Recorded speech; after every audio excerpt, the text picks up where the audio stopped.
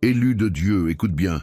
Ceci n'est pas une parole humaine, ce n'est pas une simple inspiration passagère, c'est un ordre venu d'en haut, un décret céleste qui porte ton nom. Le ciel entier s'est arrêté pour te parler en cet instant précis. Dieu veut que tu restes au lit, pas demain, pas plus tard, maintenant.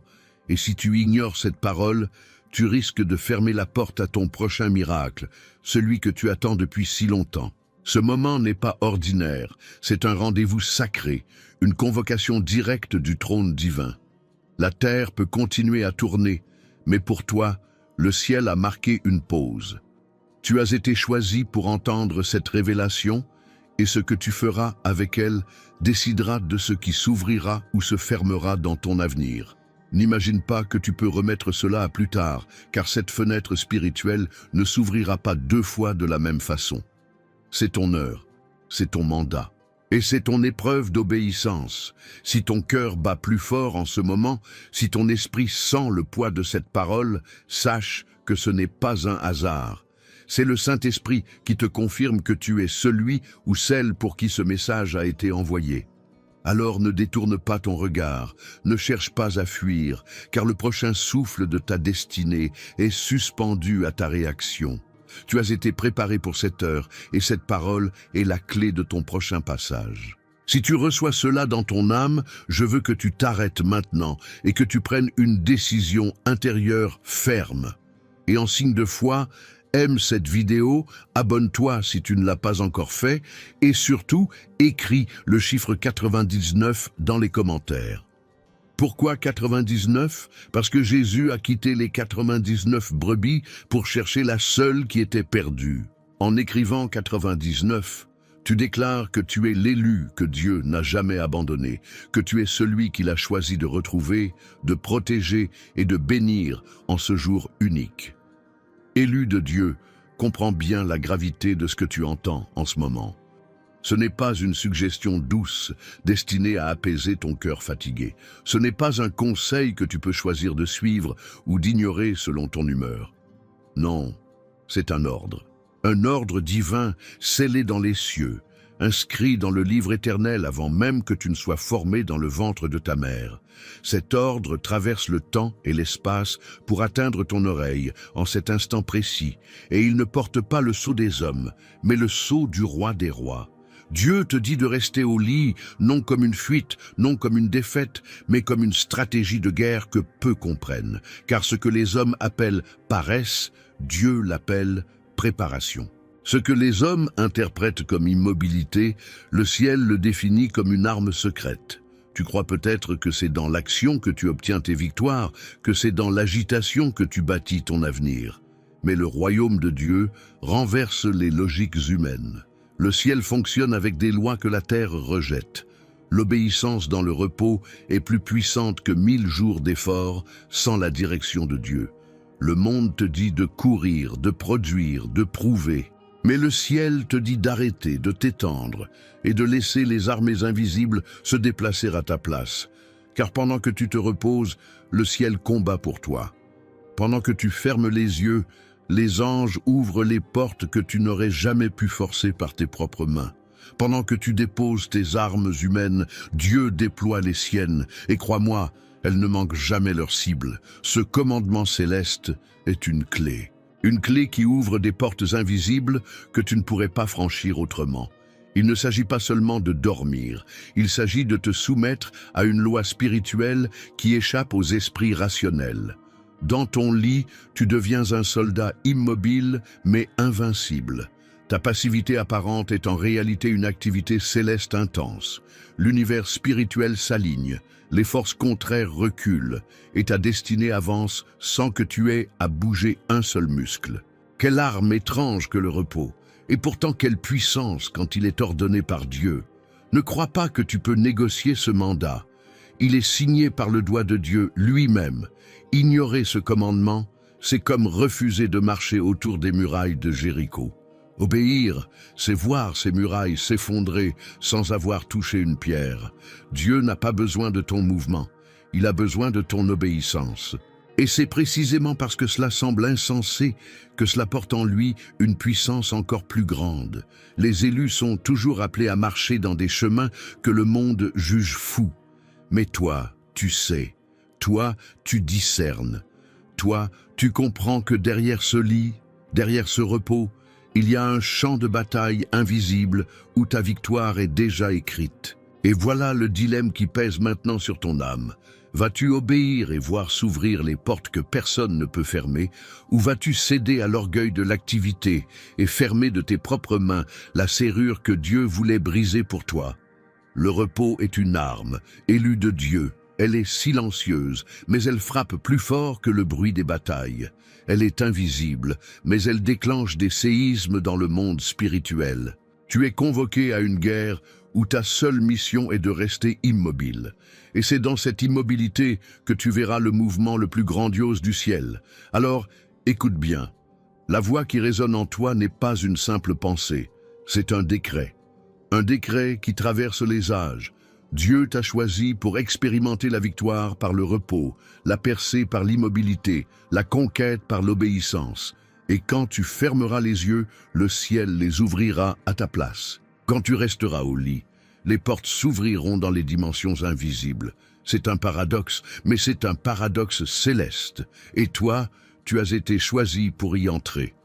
Tu sens ce frisson, tu sens cette lourdeur dans ton esprit qui n'est pas une fatigue ordinaire, mais une convocation divine. C'est le signe que tu n'écoutes pas une simple vidéo, mais un message prophétique écrit dans les archives éternelles.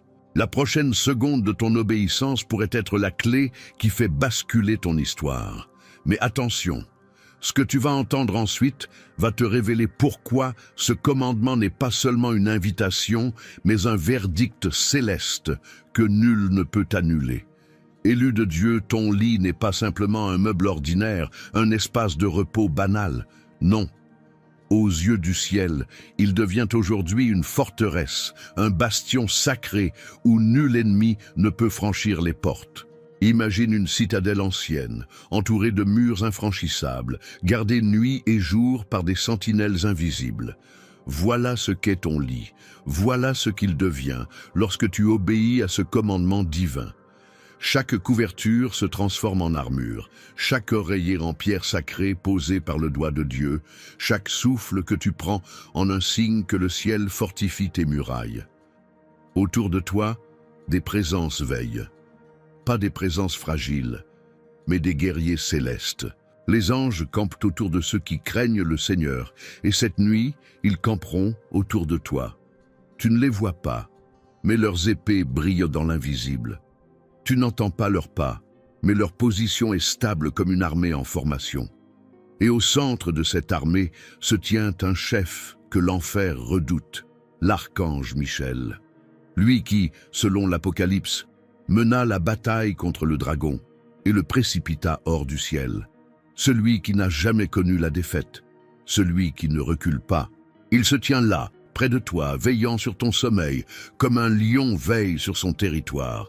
Sa présence seule suffit à terrifier tout esprit qui voudrait s'approcher. Comprends la grandeur de ce mystère. Le monde peut croire que tu dors, que tu es vulnérable, que tu es exposé. Mais en vérité, tu es plus protégé dans ce repos que 1000 soldats armés jusqu'aux dents ne pourraient l'être dans une bataille terrestre. Tu es entouré par un mur de feu, un cercle de lumière que rien ne peut briser. C'est le ciel qui a dressé cette protection, et ta seule responsabilité est de la garder intacte par ton obéissance.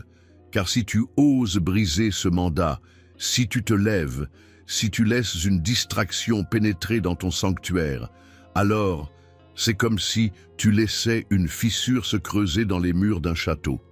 Et l'ennemi n'a besoin que d'une brèche minuscule pour semer le chaos. Une seule distraction peut être l'ouverture par laquelle l'ombre tente de se glisser. C'est pourquoi Dieu insiste. Ferme la porte, éteins les bruits, garde ton lit comme un autel consacré. Car dans ce lieu, il n'y a pas seulement repos, il y a couverture. Une couverture invisible qui descend du ciel comme une voûte de cristal. Elle repousse les attaques, elle bloque les flèches enflammées de l'adversaire, elle annule chaque plan conçu contre toi. Pendant que tu dors, les esprits de confusion, de peur et de découragement tournent autour de toi, cherchant une faille. Mais l'épée de Michel les repousse avant même qu'ils ne s'approchent. Il ne discute pas, il tranche, il ne négocie pas, il impose. Et son autorité est irrévocable, car elle vient directement du trône de Dieu. Toi qui écoutes, comprends, ton lit est devenu une zone interdite aux ténèbres. Tu es sous surveillance divine. Chaque souffle que tu prends est gardé. Chaque battement de ton cœur résonne comme une déclaration de victoire dans les couloirs du ciel. Même dans tes rêves, tu n'es pas vulnérable, car les songes de l'élu sont surveillés par des messagers célestes. Ton sommeil devient une prière silencieuse et ton immobilité, un bouclier que le ciel a dressé pour toi. Mais prends garde, car si tu refuses ce mandat, si tu quittes le lit par impatience ou par désobéissance, tu ôtes toi-même la porte blindée que le ciel avait posée. Et alors, ce que tu aurais dû vivre comme une nuit de protection devient une occasion manquée, un champ laissé sans gardien. La plus grande force de cette protection repose sur ta fidélité. Reste, demeure, garde ton sanctuaire fermé. Ce n'est pas de l'oisiveté, c'est de la stratégie. Le monde ne comprendra pas, mais toi tu sais. Alors laisse ces mots pénétrer ton esprit. Ce lit est ton château, ses couvertures sont tes murailles, et l'armée céleste se tient en alerte à tes côtés. Et au cœur de cette forteresse, une voix murmure « Tant que tu restes là où je t'ai placé, aucun malheur ne t'atteindra, aucune flèche ne percera, aucune ombre ne franchira la porte. » Mais si le ciel a dressé une telle défense autour de toi, c'est qu'un secret encore plus grand se prépare à être révélé.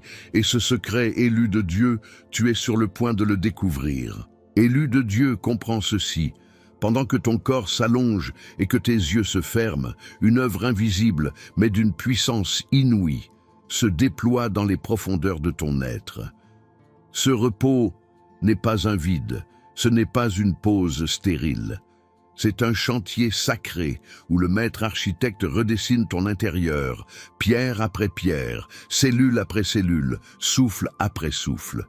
Chaque respiration que tu prends est un ciment invisible qui consolide les murs de ton temple spirituel. Chaque seconde de silence agit comme une main divine qui renforce les fondations de ton âme.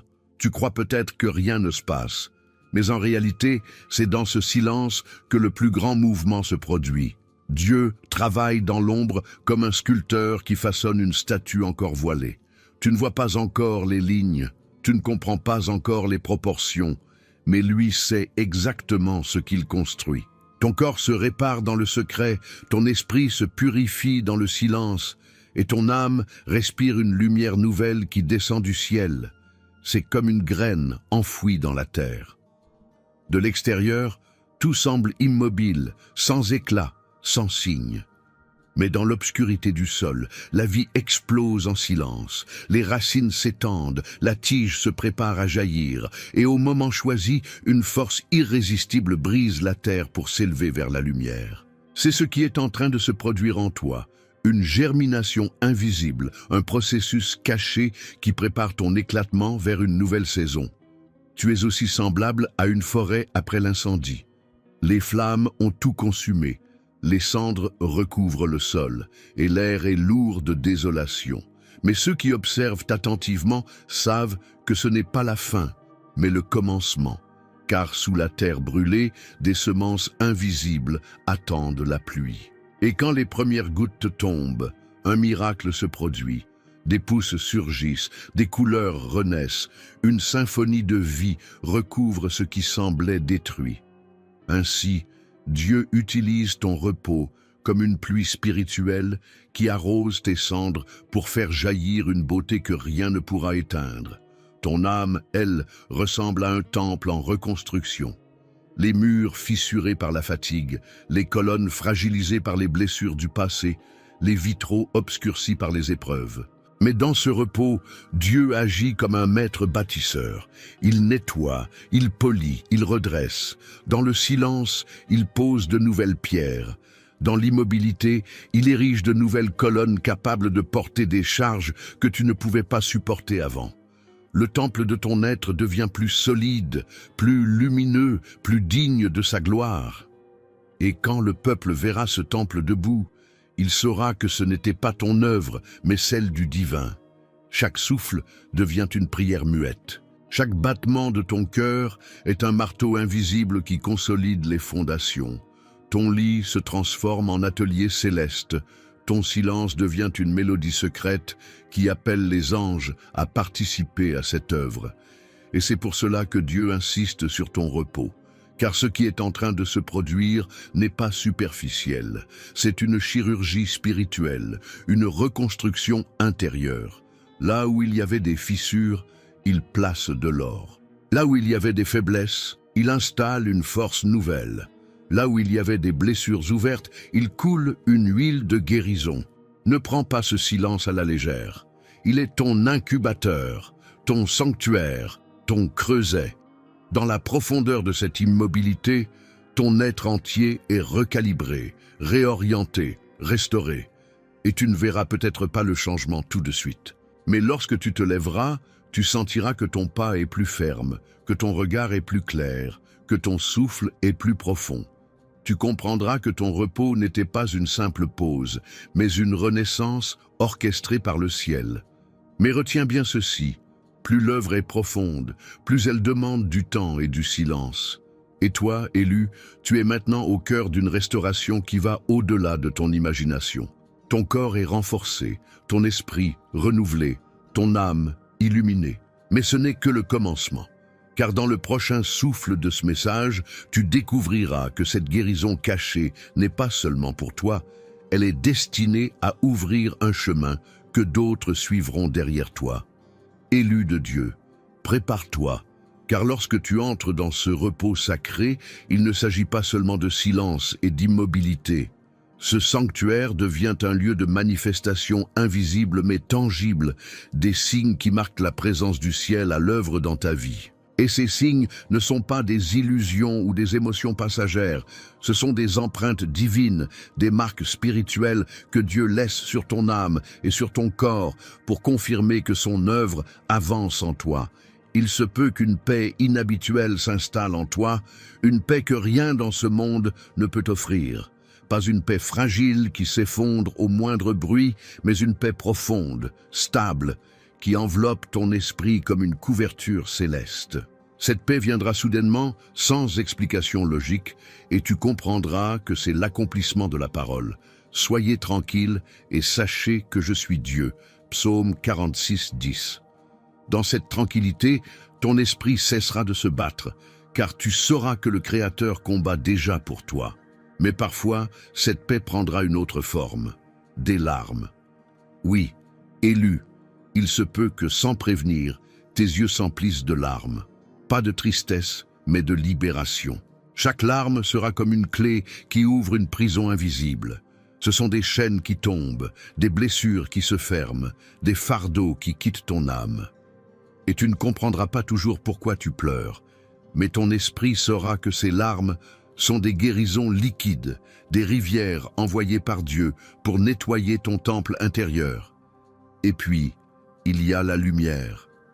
Non pas une lumière extérieure, mais une lumière intérieure. Elle peut apparaître comme une clarté soudaine dans tes pensées, une vision intérieure qui illumine ce qui était sombre. Tu peux ressentir comme une flamme douce au milieu de ta poitrine, une chaleur qui ne brûle pas mais qui console. Cette lumière n'est pas physique, elle est spirituelle et elle est la preuve que le ciel a choisi ton corps comme chandelier. Elle éclaire les zones oubliées, elle chasse les ombres que tu portais depuis longtemps et elle révèle les trésors cachés que Dieu avait déposés en toi dès le commencement. Certains sentiront aussi un regain d'énergie, une force inattendue qui circule dans leurs membres. Tu étais fatigué, vidé, mais soudain tu sens une vitalité nouvelle, comme si tes os recevaient un souffle frais, comme si ton cœur battait avec un rythme plus puissant. C'est le signe que Dieu renouvelle non seulement ton âme, mais ton corps, car ton corps est son temple. Chaque fibre de ta chair reçoit une nouvelle impulsion, chaque cellule se réorganise sous son ordre, chaque battement devient une preuve que sa puissance circule dans ton sang. Ne minimise pas ces signes, élus de Dieu. Ils ne sont pas banals, ils ne sont pas psychologiques. Ce sont des sceaux du ciel, des preuves que le processus de transformation est déjà en cours. Le ciel ne travaille jamais en silence total. Il laisse toujours des traces, des empreintes, des marques visibles de son passage. Et si tu ressens ces choses, sache que tu n'es pas en train d'imaginer, tu es en train d'expérimenter une visitation divine. Mais attention, ces signes ne sont que le début. Ils ne sont pas la fin du processus, mais la confirmation que tu es bien dans le chemin de ton obéissance. Car derrière chaque larme, il y a une percée à venir. Derrière chaque paix, il y a une victoire qui se prépare. Derrière chaque lumière intérieure, il y a une révélation future. Derrière chaque regain d'énergie, il y a une mission nouvelle qui t'attend. Alors observe bien ces signes. Note-les dans ton cœur. Reçois-les comme des messages codés du ciel. Et comprends que si tu es déjà témoin de telles manifestations dans ton repos, c'est que ce qui arrive ensuite dépassera tout ce que tu peux imaginer. Car le ciel ne se contente pas de te donner des preuves, il prépare un dévoilement encore plus grand. Et ce dévoilement, élu de Dieu, est plus proche que tu ne le crois. Élu de Dieu, écoute bien.